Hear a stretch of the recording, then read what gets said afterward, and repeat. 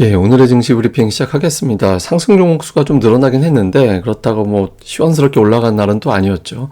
뭐 해외 쪽에서 나온 재료는 섞였습니다. 미증시 계속 올라가고 다우는 뭐 8일 연속 올라가고 그런 흐름이 나왔고, 또 기업들의 실적은 예상치를 상회했잖아요. 뭐 골드만삭스, 테슬라, 넷플릭스 나왔는데 대체로 보면 예상치보다 매출이나 이제 주당 순이익이 더 잘 나오는 그런 결과를 만들어냈거든요. 근데 다만 이제 시간외에서 테슬라가 4% 넘게 하락하고 넷플릭스는 8% 넘게 빠졌죠.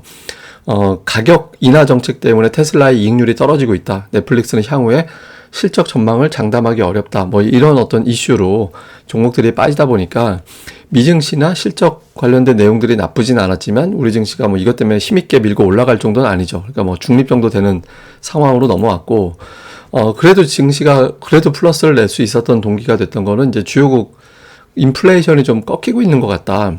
이제 유로존 CPI가 6.1에서 5.5로 떨어졌고, 그 다음에 영국 같은 경우는 8.7에서 7.9로 떨어졌고, 이게 사실 7.9도 어마어마한 숫자긴 한데 그래프로 보면 되게 많이 떨어진 것 같잖아요. 그리고 심지어 이제 캐나다 같은 경우는 앞에 2자가 나왔습니다. CPI가 2.8%. 이렇게 나오면 국채금리가 떨어지게 되거든요. 국채금리 떨어지게 되면 외국인들이 매수할 수 있는 그런 환경이 만들어지죠. 그러니까 이런 것들이 지수가 어쨌든 플러스 낼 수 있는, 뭐 중립인 가운데 플러스 낼 수 있는 그런 이제 동력으로 작용을 했고, 그 다음에 이제 미국의 부동산이 너무 세가지고 금리를 계속 올릴지도 몰라, 이렇게 이제 분석이 됐는데, 신규 주택 착공 건수라든가 신규 주택 허가 건수, 착공 허가 건수가 또 마이너스가 나왔거든요. 그래서 미국의 주택 시장, 부동산 시장도 되게 좋다라고 보기는 어렵다. 그러니까 이제 미국이 금리 인상을 뭐 가파르게 하거나 그런 분위기는 아닐 것 같다. 뭐 추가적으로 우리 예상한 거 이상의 금리 인상이 나올 것 같지는 않다.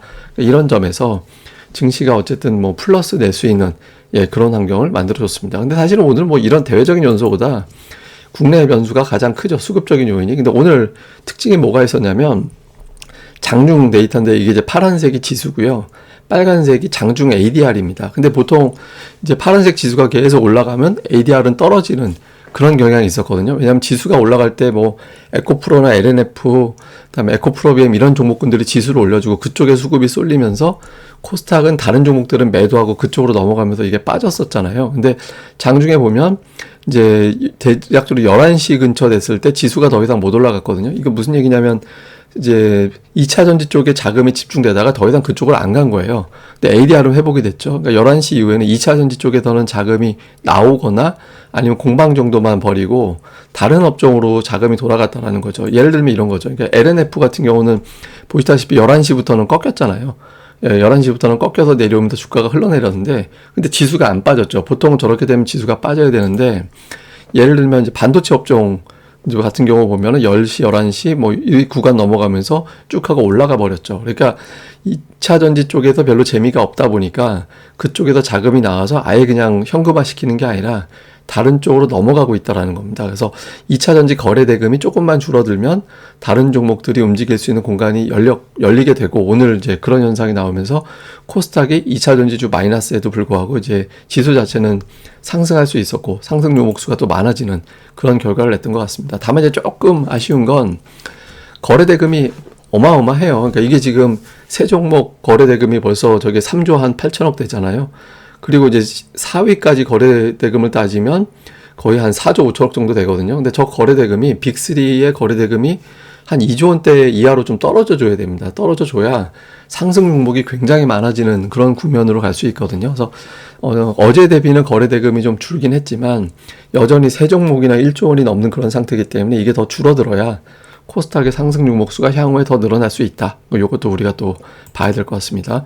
자, 수급에서는 이제 외국인 투자자들이 다시 매수를 재개했고, 환율이 1250원 근처 가면 외국인들이 매수를 못 하는데 좀 올라가 주니까 매수를 좀 재개하는 그런 움직임이 나왔고요. 그리고 또 선물은 지금 매수 들어오는 건 썩 좋은 건 아닌데 어쨌든 매수할 공간이 조금 생겨서 그런지 몰라도 선물도 매수가 들어왔습니다. 그리고 이제 종목으로 보니까 외국인들이 오늘 매매를 되게 좀 소극적으로 했어요. 사실 순매수 저렇게 하면 삼성전자 뭐 이런 게 딱 들어가야 되는데 이제 그렇지는 않았거든요. HMM이 순매수 상위에 들어가 있고 네이버 카카오가 매수 들어가 있고 그 외에는 모르게 특징적으로 뭐 매수가 강력하다 이렇게 보기는 좀 애매한 것 같고요. 매도 쪽에서는 이제 2차 전지 색깔이 있는 종목군들이 매도 상위권에 좀 들어가 있었고요. 기관 같은 경우는 뭐 S51이 순매수 1인데 금융투자가 대량으로 매도한 날이기 때문에 대형주가 대부분 다 왼쪽에 좀 들어가 있었고, 그런 가운데서도 뭐 SK하이닉스라든가 하이브라든가 아니면은 뭐 DB하이텍이라든가 이런 종목군들이 오른쪽에 들어가 있는 게 좀 특징이었습니다.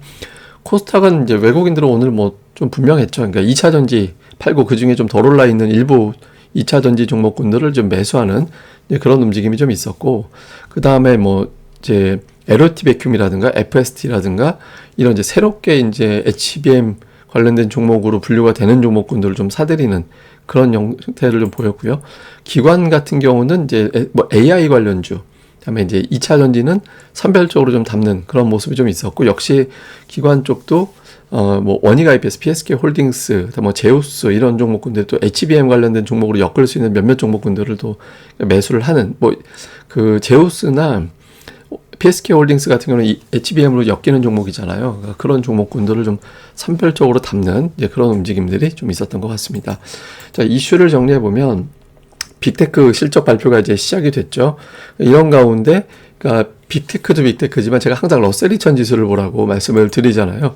그러니까 러셀 2000 지수를 봐야 되는 게 최근에 9일 중에서 8일 올랐는데 이 구도가 나쁘진 않습니다. 왜냐하면 이제 상대적으로 더 위험한 자산, 수급 쏠림 이런 것들이 다 긍정적으로 평가될 수 있다라고 볼 수 있거든요. 그래서 빅테크 실적 구간에서 지수가 안 빠지고 다른 종목으로 이제 지수를 좀 방어해주거나 다른 종목들이 올라가는데 합류를 하는 그런 구도 만들어주는 게, 뭐 최근에 뭐 미증시 따로 우리 증시 따로긴 하지만 어쨌든 기본적으로 깔고 하는 재료가 될 수 있기 때문에 이제 그런 구도가 되는지 봐야 될 거고, 그 다음에 지금 2차 전지가 강한 게 아니에요. 왜냐면 2차 전지가 동시다발적으로 움직이는 게 아니라 뭐 에코프로 갔다가 걔네들이 쉬면 뭐 LNF 갔다가 또 그게 쉬면 또 엔케미 가고 막 이런 식으로 돌고 있잖아요. 이거는 2차 전지 관련된 배터리 관련된 강력한 모멘텀이 있는 게 아니라 수급, 어떤 게 공매도가 많았지라고 하면서 공매도 애들을 무찔러러 다녀야지 이런 자금이 몰려다니는 게 되고 있거든요. 근데 이거는 무슨 의미냐면 그냥 사이클 매매하고 있는 거예요. 그러니까 이걸 매수하고 보유해서 쭉 끌어올린다 이게 아니라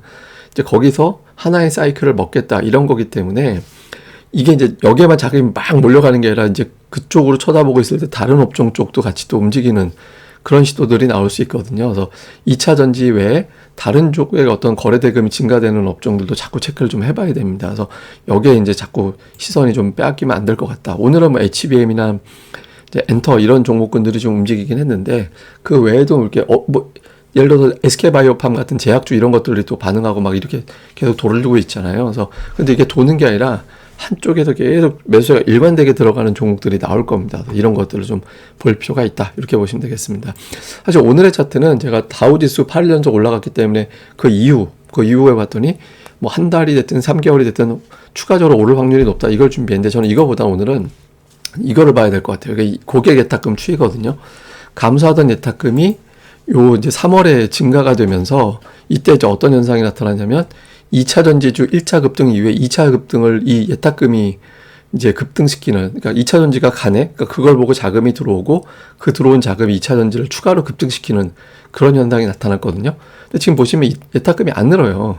51조, 52조 요 축에서 꼼짝 않고 지금 박혀있는 그런 상태가 유지되고 있거든요. 근데 제가 이걸 왜 보여드리냐면 향후에 예탁금 추이를 잘 보셔야 됩니다. 여기서 예탁금이 증가된다라는 기준은 뭐냐면 현재 예탁금 대비 20% 증가, 60조 원으로 가는 그런 사이클로 나오게 되면, 그럼 이제 어떤 현상이 나오냐면 새로운 종목이 급등을 하는 게 아니라 들어오는 예탁금 지금 강한 종목을 보고 들어오는 거기 때문에, 예를 들어서 뭐 자동차, 뭐 반도체나 아니면은 뭐 조선이나 이런 종목군들이 순환매 도는 게 아니라 그냥 우리가 생각지도 못하는 위치까지 더 밀고 올라가는 그런 형태가 나올 수 있거든요. 근데 예탁금이 안 들어오면 돈이 제한적이기 때문에 좀 연속적으로 쭉쭉 올라가는 게 아니라 막 몇 개 업종 내에서 돌기만 하는 그런 형태가 나올 수 있습니다. 그러니까 이제 매수 보유로 가느냐 돌려서 매매를 병행해야 되느냐 이런 게 갈릴 수 있거든요. 그래서 향후에 예탁금이 어떻게 돌아가는지, 이렇게 막 업종이 막 움직이면 좀 예탁금이 들어올 수도 있거든요. 그래서 그 구도가 어떻게 되는지도 좀 참고 삼아서 주의 깊게 봐야 될 시점이다. 이 말씀도 드리도록 하겠습니다. 예, 그럼 또 오늘 하루 잘 보내시고요. 저는 또 다음에 뵙겠습니다. 이 방송 구독하기 그리고 좋아요 꼭 좀 부탁드립니다. 감사합니다.